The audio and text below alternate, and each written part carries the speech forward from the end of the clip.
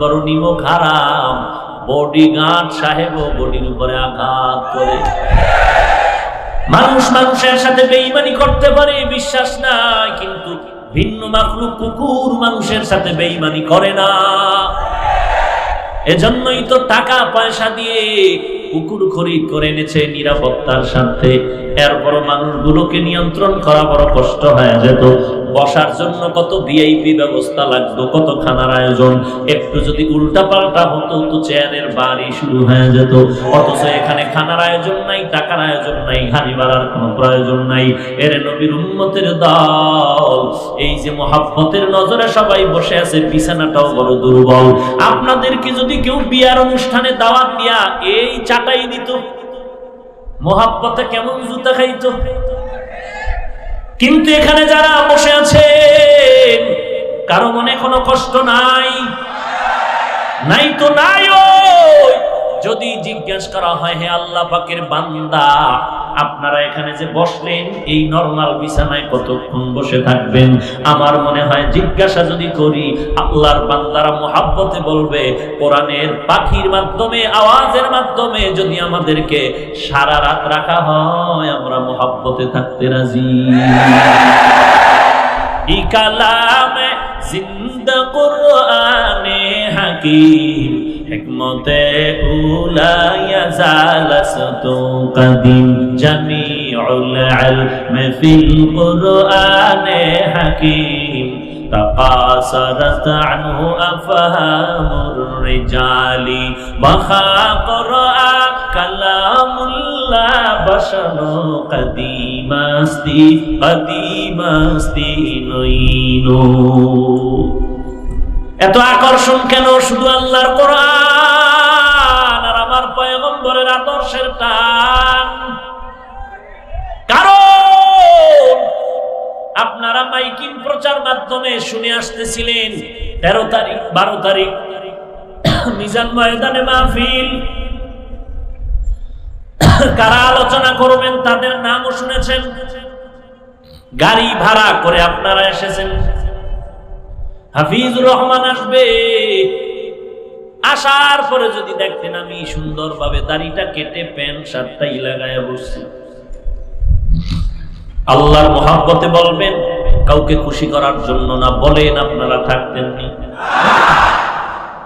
কেন? আমি তো গতকালকের হাফিজি, গত বছর আসছি, এখন আসছি, চেহারাও পাল্টায় না, ওইভাবেই তো বসবেন না কেন? হ্যাঁ, हकीकत से तू दुनिया बेखबर है, दुनिया की नुमाइश पर नजर है, नमी गुयम के अज दुनिया जुदा बाश, वहर कारे के बाशी बा खुदा बाश, जिसते दुनिया अज खुदा गाफिल बुदर में कमाशो नुकरा हो फरजिंदोजा। নবীর আদর্শের আকর্ষণ আর কিছুই না রে ভাই, আমার মধ্যে কিছুই নাই। আমি একটা মাটির বানানো গোলাম, সমুদ্রের পাড়ের এক ফ্যামিলির আমি সদস্য রে বাবা। আজ এখানে আসলাম, এত সম্মান কেন? আমার ব্যক্তি স্ট্যাটাসের কারণে না, একমাত্র আল্লাহ পাকের কোরআনের আকর্ষণ। আমার ব্যক্তিগত মাতবরি বাহাদুরি। এজন্যই তো মুমিনের আদর্শ রে ভাই। আমি বান্দার যেহেতু কোনো দাম নাই, আমি বান্দাকে 2-4টা কথা যদি কেউ গালি দিয়া বলো, কষ্ট নেই না, কিছু জবাবও দেই। কিন্তু যেই কোরআনের কারণে আমি আজ এত সম্মানিত হইলাম, নবীর আদর্শের কারণে এত সম্মানিত হয়েছি, ওই আদর্শ নিয়া আর কোরআন নিয়া, ইসলাম নিয়া যদি কেউ এক তিল পরিমাণও যদি কেউ উল্টা দিকে প্রবাহিত হয়, চোখ দুইটা খোলা থাকা অবস্থায় কখনো তা মেনে নিতে পারি না।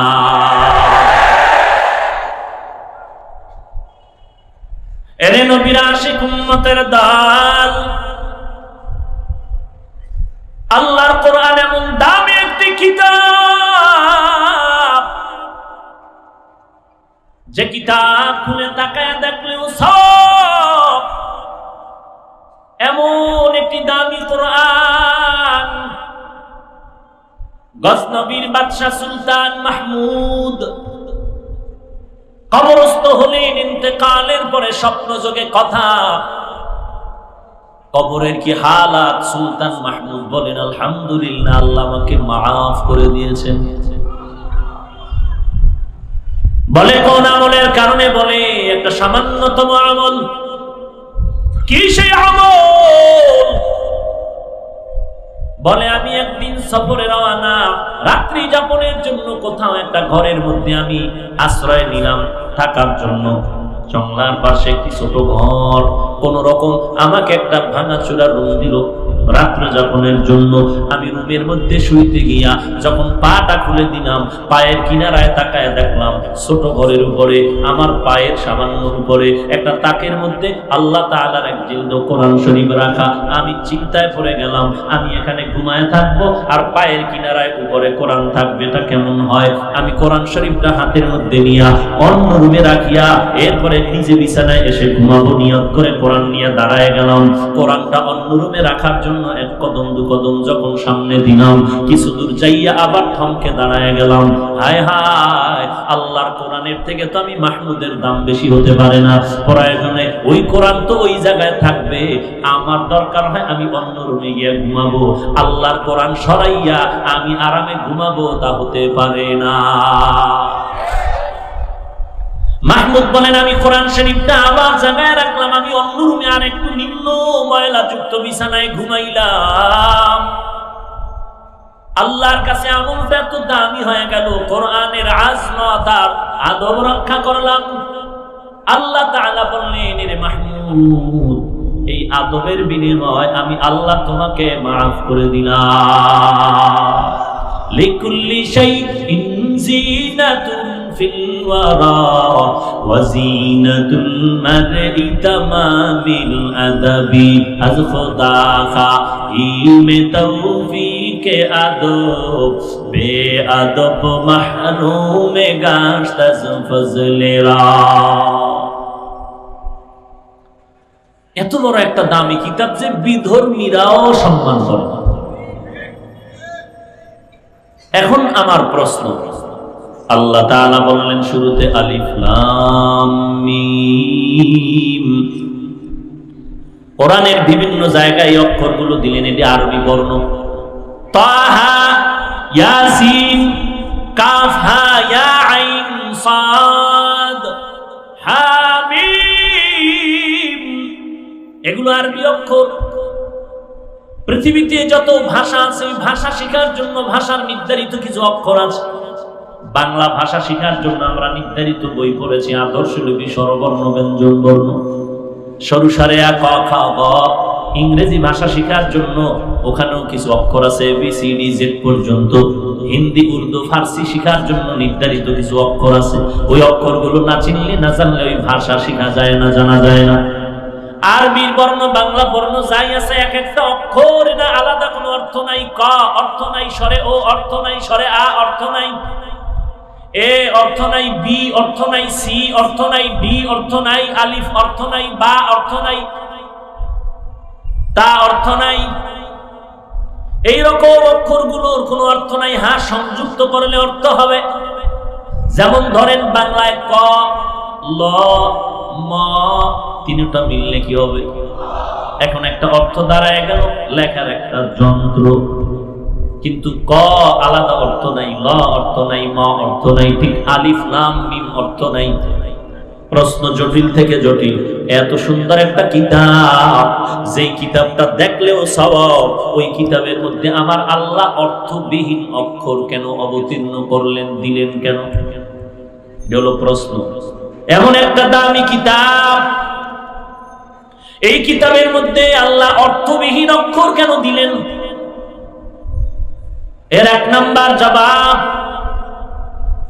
রাহমাতুল লিল আলামিনের যুগে বেঈমান মুশরিকদের রাসূলের উপরে আনিত অভিযোগের দাঁত ভাঙ্গা জবাব দিলেন অক্ষর দিয়া। কারণ ওই সময় রাহমাতুল লিল আলামিন আল্লাহর কোরআন তেলাওয়াত করতেন আর বলতেন হাদা কালাম রব্বি, এটাই আমার আল্লাহর কালাম, এটাই তো আমার মালিকের কালাম।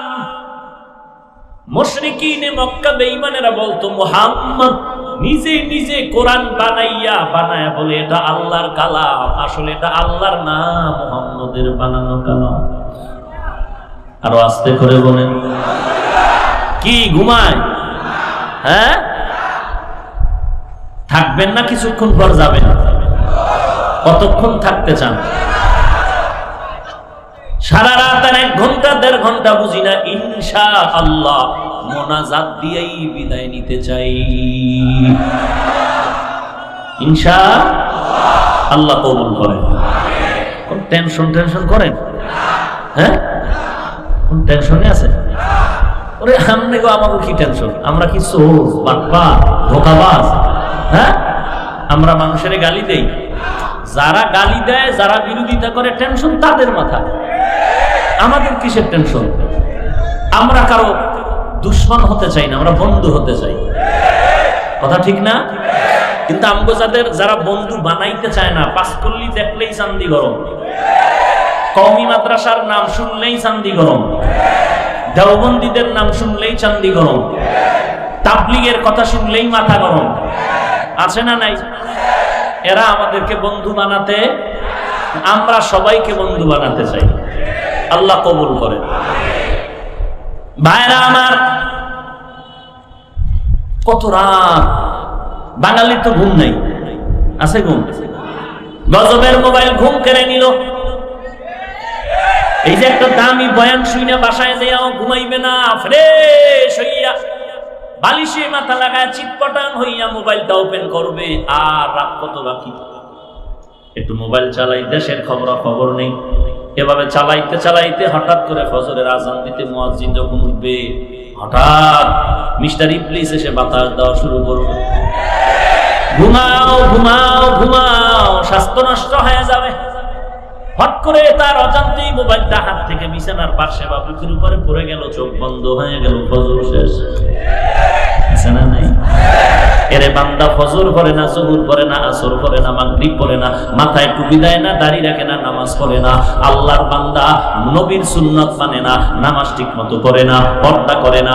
এমন কপাল রে ভাইজান, নিজেও টুপি পরে না, অন্যে টুপি পরলে সহ্য করে না, নিজেও দাড়িটা লম্বা করে না, অন্যে দাড়ি রাখলে পছন্দ করে না, নিজেও নামাজ পড়ে না, অন্যের নামাজ দেখতে পারে না, নিজেও পর্দা করে না, পর্দার বয়ান তাও শুনতে রাজি না, নিজেও কোরআন পড়ে না, অন্যে কোরআন তেলাওয়াত করলেও শুনতে রাজি না।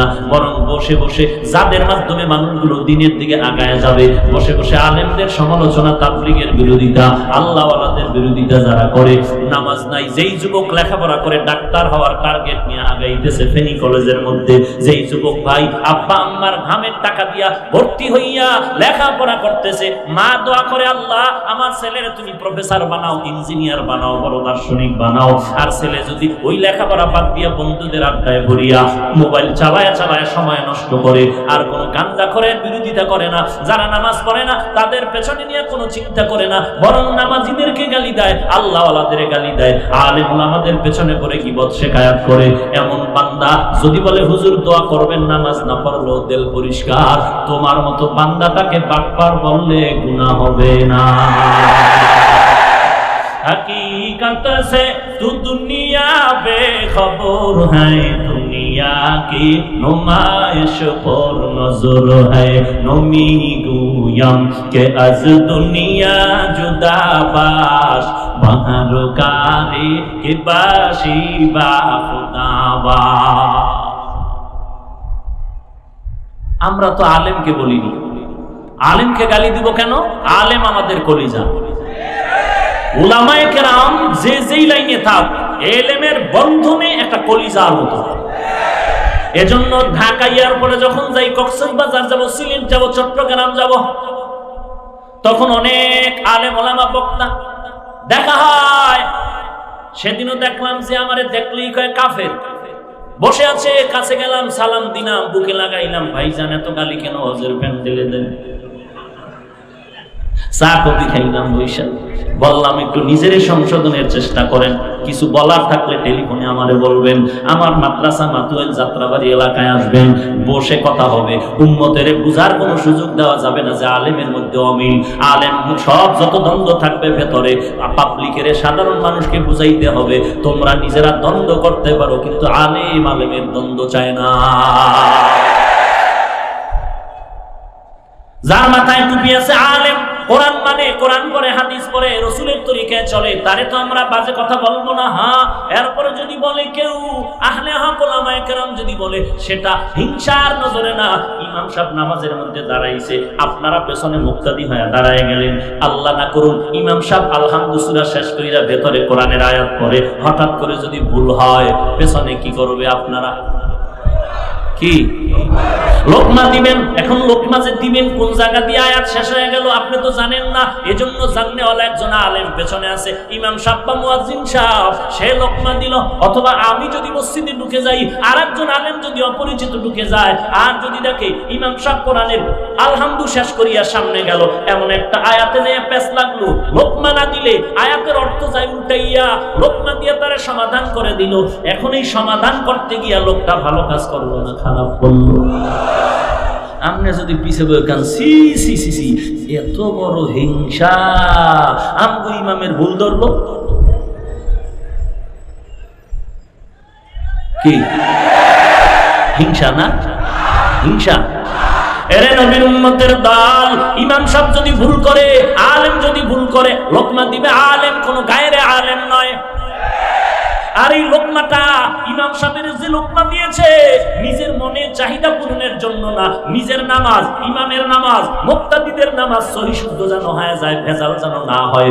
খাঁটি ইমাম সাহেব যখন লোকমা পাইল, সালাম ফিরাইয়া ওই লোকমা দেনেওয়ালা আলেমের কপালে চুমা খাইল, হযরত আপনি কোথা থেকে আসছেন, আপনাকে ধন্যবাদ। তাহলে খাঁটি ইলমওয়ালা যারা ভুল হলে ধরায় যদি দেয়, তাহলে সবাই খুশি হবে, আল্লাহর কাছে দোয়া করবে। এইটাই শুধু, অন্য কিছু না। যদি আজকে বাতিলের বিপক্ষে কথা বলা হয়, এটা হিংসা না, বরং আহলে হক ওলামায়ে কেরাম যদি বলেন উম্মতের জাহান্নাম থেকে বাঁচানোর জন্য। ভাইরা আমার, কেউ যদি বলেন কোরআন শরীফ ওযু ছাড়া ধরা যাবে, কথা বলেন না কেন? কোরআন শরীফ ওযু ছাড়া ধরলে কোনো সমস্যা? বুঝা শুনে কয়েন, বুঝা কইছেন? আমি তো বুঝি না। আমারে ওয়াজে দাওয়াত দিলেন কেন? আর এখানে আইসা দীর্ঘ টাইম বইসা দাঁড়াইয়া বয়ান শুনেন কেন? আবার মোনাজাতের পরে বাইরে গিয়া বিসমিল্লাহ ছাড়া গালি দেন কেন? বুঝি না কিছু। দাওয়াতও দিলেন কেন? আবার দাঁড়ায় দাঁড়ায় বয়ানও শুনেন কেন? চলে যাওয়ার পরে আবার উল্টা পাল্টা মন্তব্য বা কেন করেন? আল্লাহই ভালো যায়। একজন যুবক ভাই পাইলাম না যে দিলটা খুইলে একটু দোয়া করব, তার থেকে দোয়া নিব। কাছে আসবে আলেম ওলামার পাশে বসবে, হাফিজ ভাই আপনাকে বড় মোহাব্বত করি, তবে আপনার এই বিষয় ওই বিষয় আমার একটু দিলে প্রশ্ন, একটু যদি বুঝায় দিতেন দিলটা শান্ত হয়ে যাইত, কলিজা দিয়া দোয়া করতাম। কারণ এই দেশের যুবকের জন্য টুপিওয়ালা কোরআনওয়ালা ছাড়া আপন আর কেউ নাই। অন্য যারা আপন আপন বলে সব স্বার্থপর, স্বার্থে আঘাত লাগলে 3 দিন মোবাইল বন্ধ, কথা নাই, কথা ঠিক নেই। কিন্তু উলামায়ে কিরাম যুবকের এতটাই যে আপন, কোনো দালাদলি নাই, কোনো পক্ষ বিপক্ষ নাই। অযুবক ভাই, আপনি শুধু মনে করতেছেন ফেনী বাড়ি, আপনার ফেনী এলাকায় কলেজে পড়েন, আপনার দিলটা তো ছোট রাখলে হবে না, দিলটা বড় রাখতে হবে। আমি এদেশের একজন শিক্ষিত নাগরিক হয়ে ডাক্তার হব, ইঞ্জিনিয়ার হব, জাতি অপেক্ষায় আছে আপনার থেকে কিছু উপকার নেওয়ার জন্য। আর জাতির জন্য যদি সুনামের সাথে উপকার করে মরতে চাও, দিলটা ছোট রাখলে হবে না, বড় রাখতে হবে। আর দিলটা বড় রাখিয়া পক্ষ নাই বিপক্ষ নাই, যারা রাসূলের লাইনে আছে, তরিকা আছে, তাদের বুকে লাগাইয়া দোয়া করো, দোয়া নাও। আমি চাই দেশের প্রত্যেকটা যুবক এমন হতে হবে যে দেখবে সেই যেন দিল খুলে অন্তত এতটুকু বলে ছেলেটা ভদ্র, ছেলেটা খুব সভ্য, এটাই দোয়া। হাত উঁচু করে দোয়া লাগবে না, ছেলেটা ভালো, এটাই দোয়া। কেউ যেন এই কথা না বলে যে ছেলেটা বড় খারাপ। আমার একটা দেশের যুবকের উপরে যেন এই অপবাদ কেউ দিতে না পারে। একজন রিকশার ড্রাইভারও যেন একটা যুবকের দেখলেই যেন দোয়া করে, বলে কেমন? তুমি ফেনী এলাকার থেকে কলেজে যাওয়ার জন্য রিকশায় উঠে বসছো, যাইতে ভাড়া লাগবে 5 টাকা, তুমি কও আমি দিব 3 টাকা। দ্বন্দ্ব করবা না রে বাবা, কলেজের ভিতরে তোমার বাবায় কত টাকাই না খরচ করিয়া তোমার লেখাপড়া করায়, আবার তুমি বাম হাত দিয়া বাবার পকেটের টাকা চুরি করে কত বন্ধু বান্ধবী নিয়ে আড্ডা করো। এত টাকা ব্যয় করার পরে রিকশার ড্রাইভারের সাথে 2 টাকার জন্য কেন ঝগড়া করো? কেন ঝগড়া করো? বরং মুরব্বি দেখলে 5 টাকার ভাড়া 10 টাকা দিবা। কিয়ামত পর্যন্ত তুমি যদি মরে যাও, ওই দাড়িওয়ালা মুরব্বি দিলটা খুলে দোয়া করবে, ছেলেটা বড় ভালো বাবার সন্তান। ওই মুরব্বির দোয়া তোমার কপালে যদি লেগে যায়, ইনশাআল্লাহ এই জমিনে ডাক্তার তো অভাব নাই, তবে সুনাম ধন্য ডাক্তার বড় অভাব। যুবক ভাই, আমি পায়ে হাত রেখে বললাম, আল্লাহকে সাক্ষী রেখে বললাম, কোনটা কৃত্রিমতা না, বানাওটি না, কথাগুলো দিল থেকে বলতেছি। রে যুবক, তুমি কিসের হিসাব মিলাও, কিসের দূরত্ব বজায় রাখো, কিসের মাঝখানে স্কেলটা ফালাইছো? তাবলীগ বুঝি না, চরমোনাই বুঝি না, উজানি বুঝি না, সারসিনা বুঝি না, বাহাদুরপুর বুঝি না, জনপুরি বুঝি না, ফুরফুরা বুঝি না, আওয়ামী লীগ বিএনপি বুঝি না, কওমি বুঝি না, আলিয়া বুঝি না, সকলের হিসাব রাতের বেলা এক। আমরা সবাই এক আল্লাহর গোলাম, আখিরি নবীর উম্মত, আমরা মুসলমান।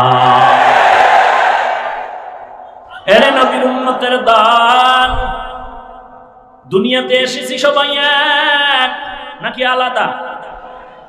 আপনারা লুঙ্গি পরে আসছিলেন, দুনিয়াতে এসেছি সবাই এক। আপনাদের আমাদের আল্লাহ, আপনার আল্লাহ ভিন্ন, আপনার আমার নবী সবাই একমত তো? আপনার আমার আল্লাহ এক, নবী এক, কোরআন, কাবা, কালেমা, নাকি আপনাদের কালেমা আলাদা? সবার এক। দুনিয়ার থেকে যাওয়ার বেলায় কাফনও কয়টা? নারীদের 5টা, পুরুষের হবে 3টা। শুধু ফেনী এলাকার ধনী লোকের জন্য একটা বেশি, রিকশার ড্রাইভারের জন্য একটা কম। তাহলে কাফনের কাপড়ও সমান, শুধু কালার হবে আলাদা। কারো কাফনের কালার হবে সবুজ, কারো কাফনের কালার হবে কালো, কারো কাফনের কালার হবে লাল। কি হবে? সব। ওরে আল্লাহর বান্দা, তো মাঝখানে কেন কালার নিয়ে দ্বন্দ্ব করো? সবুজ দিলি না কেন? লম্বা দিলি কেন? কল্লি টুপি মাথায় দিলি কেন? গোল দিলি কেন? লম্বা দিলা কেন? উঁচা দিলা কেন? নিচু দিল কেন? ওরে বাঙালি কপাল যে তুই যে খারাপ, যারা টুপি মাথায় দেয় না এদের নিয়ে কোনো চিন্তাই নাই, যারা টুপি দেয় এদের নিয়ে শুধু দ্বন্দ্ব। চিন্তা করছেন? যারা নামাজ পড়েই না এদের নিয়ে কোনোই চিন্তা নাই, যারা নামাজ পড়ে এদের নিয়ে খালি ধাক্কা ধাক্কা। তুমি নাবির নিচে হাত বাঁধলা কেন? মাথায় বাঁধ। আস্তে আমিন বললা কেন? জোরে আমিন বলে মসজিদ গরম করে দাও। অথচ যারা নামাজ পড়েই না এদের নিয়ে চিন্তা নাই যে নামাজি বানানো যায় কেমনে। যারা নামাজ পড়ে ও নাবিতে বাঁধুক না কেন, বুকের উপরে বাঁধুক না কেন, না বেঁধে যদি হাত 2টা ছেড়ে দেয় তারপরে তো নামাজ হয়ে যাবে। দ্বন্দ্ব কেন করো? যারা নামাজ পড়ে না তাদের নিয়ে চিন্তা করো, সওয়াব হবে। যারা টুপি মাথায় দেয় না, টুপিওয়ালা বানানো যায় কেমনে, চিন্তা করো, সওয়াব হবে। ওরে আল্লাহর বান্দা, এই চিন্তা প্রত্যেক মানুষের করা দরকার। বিশেষ করে আল্লাহ আমাদেরকে যে সম্মানের জায়গায় বসাইছেন বক্তা হিসাবে, আমাদের হিসাব দিতে হবে। কারণ আমি একা একা চিন্তা করি, আল্লাহ যে আমাকে এখানে বসাইলেন, আমার থেকে বড় এলেমওয়ালার অভাব নাই, কণ্ঠওয়ালার অভাব নাই। আল্লাহ যে আমাকে এত সম্মান দান করলেন, এর হিসাব দেওয়া লাগবে না? আমি যে বয়ান করতেছি কেন, সারা দেশে বয়ান করতেছি, উদ্দেশ্য কি? আমি বয়ান তো করতেছি। আর জোহরের নামাজ, জুমার নামাজের পরে বয়ান, আসরের নামাজের পরে বয়ান, আবার এখানে বয়ান, এভাবে প্রতিদিন 12 মাস বয়ান। আমার বয়ানের একটা টার্গেট থাকতে হবে। টার্গেট ছাড়া কাজ করে পাগলে, রাস্তার এই মাথা থেকে সে মাথায় দৌড়ায়, আবার হাসে আবার কান্দে, কোনো চিন্তাই নেই, কোনো উদ্দেশ্যই নাই। কিন্তু একটা সচেতন মানুষের উদ্দেশ্য থাকতে হবে। শুধু আমি হাফিজুর রহমান না, বাংলার জমিনে যত বক্তা বয়ান করে, যারা উম্মতের বয়ান করে করে শোনায়, এদের একটা দায়িত্ব নিয়ে চলতে হবে, চিন্তা রাখতে হবে। আমি যে বয়ানটা করতেছি আমার উদ্দেশ্যটা কি? বয়ানের উদ্দেশ্য যে যাই নিয়ে নেক না কেন, কিন্তু মূল উদ্দেশ্য থাকতে হবে উম্মতের জাহান্নাম থেকে বাঁচাইয়া জান্নাতের পথে উঠাইয়া দেওয়া। এই উদ্দেশ্য নিয়ে বয়ান করতে হবে, আর কোন উদ্দেশ্য না। এরপরে আবার রাতের বেলা ঘুমাইতে গিয়া হিসাব মিলাইতে হবে, আমি যে একটা বছর বয়ান করলাম রেজাল্ট কি হলো, আমি যে জাহান্নাম থেকে উম্মতের বাঁচাইয়া জান্নাতের পথে মানুষের দাওয়াতের বয়ান শুনাইলাম, রেজাল্টটা কি হলো এই 1-2 বছরের মধ্যে দেখা দরকার। আমার বয়ানের মাধ্যমে, ক্ষুদ্র খেদমতের মাধ্যমে একজন কি টুপি ছাড়া বান্দা টুপিওয়ালা হয়ে গেল নাকি, দাড়িবিহীন বান্দা দাড়িওয়ালা হয়ে গেল নাকি, আমার বয়ানের খেদমতের মাধ্যমে একজন বেপর্দাওয়ালা বান্দা পর্দাওয়ালা হলো কিনা, আমার বয়ানের খেদমতের মাধ্যমে একজন বেনামাজি নামাজি হলো কিনা, আমার বয়ানের মাধ্যমে দুনিয়ার পোশাক বাদ দিয়া মদিনার সে পোশাকটা লাগাইলো কিনা, আমার বয়ানের খেদমতের মাধ্যমে সুদ খানেওয়ালা ব্যক্তি সুদ ছাইরা হালাল পথে আসলো কিনা। যদি দেখি আলহামদুলিল্লাহ সংখ্যায় যদিও 2-1 কম যদি হইয়া থাকে, ইনশাআল্লাহ আমার বয়ানের উদ্দেশ্য সফল, ইখলাস নিয়ে চলতে পারলে এটাই হবে নাজাতের ওসিলা। আর বয়ান করতেছি কোনো চিন্তাও নাই, হিসাবও নাই, এটা কোনো উদ্দেশ্য হতে পারবে না রে বাবা। এরে নবীর আশিক উম্মত, কাফের বেঈমানেরা নবীর উপরে অভিযোগ দেয় মুহাম্মদ নিজে নিজে কোরআন বানায় বলে আল্লাহর কালাম। কি একটু সুযোগ দিবেন বলার? থাকবেন, ঘুমাইবেন না তো, ওই ঘুরবেন রাস্তাঘাটে, দরকার কি বসে বসে একটু দিনের কথা শুনি। কি যুবক ভাইরা রাজি ইনশাআল্লাহ? আল্লাহ আপনি কবুল করেন। আর ওজনে বলেন, এরে নবীর উম্মতের দল, বেঈমানেরা বলে মুহাম্মদ নিজে নিজে কোরআন বানায় বলে আল্লাহর কালাম। আল্লাহ পাক আলিফ লাম মিম দিয়া জবাব দিলেন, এই মক্কার মুশরিকের দল, যদি মুহাম্মদ নিজে কোরআন বানাইতো তাহলে মুহাম্মদ নিজেই জানতো আলিফ লাম মিমের অর্থ কি। মুহাম্মদ নিজেই যেহেতু জানে না, এই কথাটাই প্রমাণ হলো মুহাম্মদের বানানো কোরআন না, এ কোরআন হলো আমার আল্লাহর কালাম। কার কালাম? এটাই তো আল্লাহর কালাম।